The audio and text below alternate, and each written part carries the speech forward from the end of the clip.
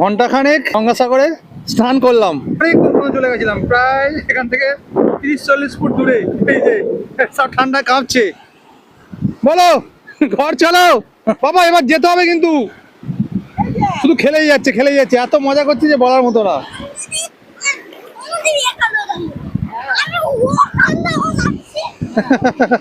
বলো কেমন লাগলো বলো। দারুণ লাগলো। গঙ্গাসাগরে স্নান করলাম, ভীষণ ভালো লেগেছে। এখনো যেতে ইচ্ছে করছে না,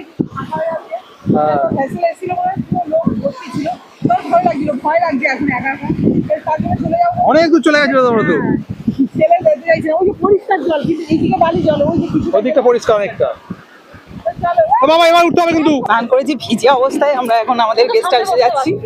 পুরো ফাঁকা হয়ে গেছে, যেহেতু একটু বেলা বাজছে, মানে 10টা বাজেনি এখনো, আর একদম ফাঁকা।